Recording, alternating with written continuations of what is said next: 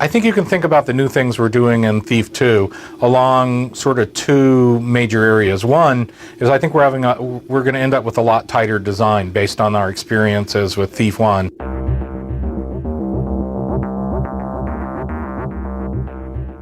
The second thing that is going to be new about Thief 2 is we're going to improve the technology of the engine some. New power-ups, new creatures, a larger number of things that really affect the gameplay.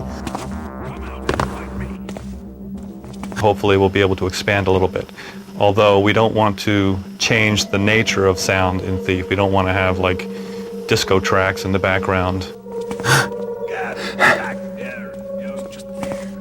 We put together a really great team for Thief 2. We've got some of the original team back. The lead designer, Tim Stallmock, was the lead designer on Thief. Randy Smith was also, who's a senior designer on Thief 2, was also one of the designers on Thief. We've also got Sarah Varelli, who's a longtime Looking Glass person, who was a designer on Thief. We've added a bunch of new folks too.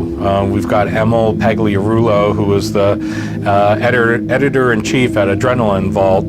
A person we've worked with a whole lot, who's done a lot of voice acting for us, in fact. She's a really talented designer too, Terry Brocious. Another new designer is Mike Krzyzanowski, who's a longtime game player, and he's come up with some really fresh, exciting new ideas. Rich Carlson, ZDIM to the Quake community out there. Another really talented designer Rich brought along with him from Ion Storm is Ika.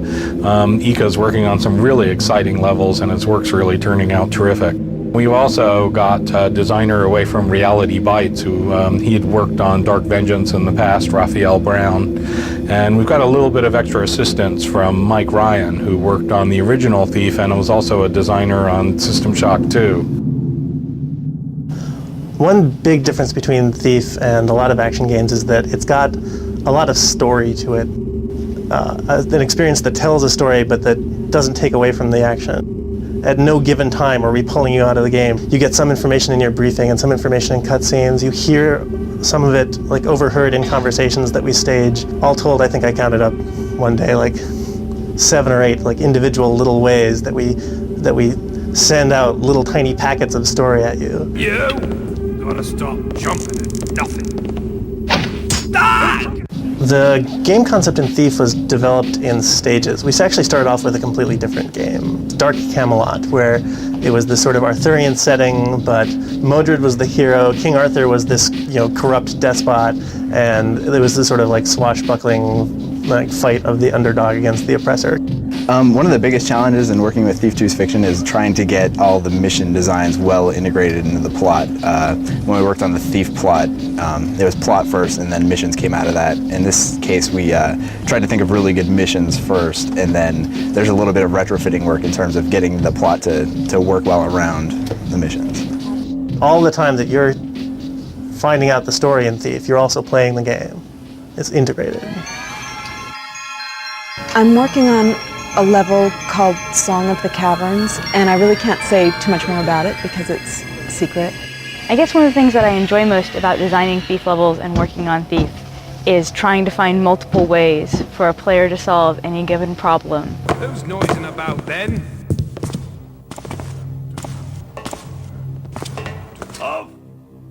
There are 3 main artists. There is me, who's lead artist. Mark's such a fanatic. When he took his vacation, he went to Europe this year and took a camera along with him and took thousands of pictures.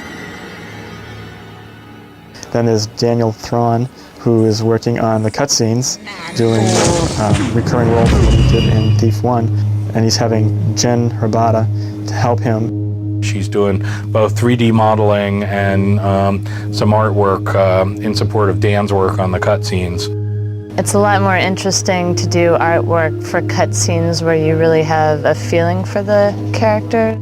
I am a collector, Mr. Garrett, but there are some items that are not available for purchase. They must be acquired using other means. Matt Gilpin right now is working on, he's the only artist on Thief Gold. Probably the best thing for Thief is it really gives a mood, like a feeling. You have a very good sense of environment. Oh, well. Hey! Karen Wolf is helping on the briefings. Karen is very talented, and she worked on Flight 3. For our programming team on Thief 2, we've got Pat McElhadden, who's been a long time Looking Glass person. He's worked on a lot of our sort of sound technology.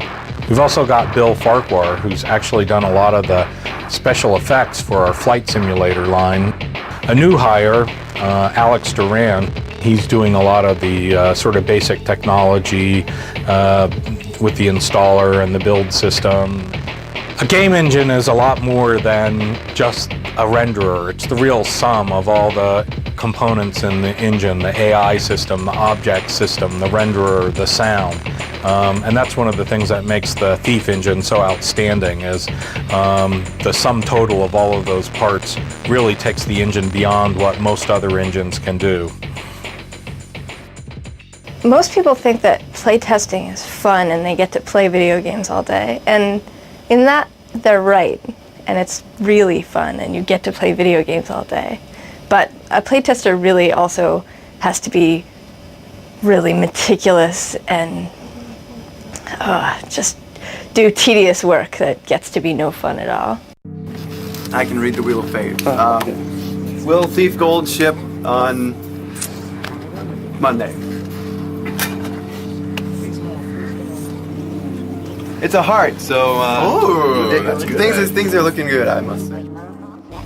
Playtesting allows people that don't have any idea how the game works to give their feedback and, you know, say, I don't understand this. You guys have been working on this way too long. You know the plot and the story, and it makes sense to you because you made it up, but it doesn't make sense to us. The audio department is 3 people. It's myself, a guy named Kamal, and a guy named Ramin. It's nice to have them aboard. Pretty much everyone splits duties and does everything. Thief is very interesting sound-wise because it's one of the first games that really uses sound as a central part of the gameplay. Hey! What was that noise?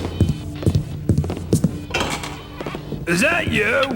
Gotta stop jumping it. You work hard on the sound, and it's nice to have a game that really shows it off. In Thief 2, hopefully we'll be able to expand a little bit. Although we don't want to change the nature of sound in Thief. We don't want to have like disco tracks in the background because it's not appropriate, but hopefully we'll be able to do some more involved things. So after Thief 2, obviously there's talk about Thief 3, there's talk about other sorts of games. Looking Glass, of course, is also famous aside from action-adventure games for fantasy role-playing games, and you know, Thief would be a really natural fit for that.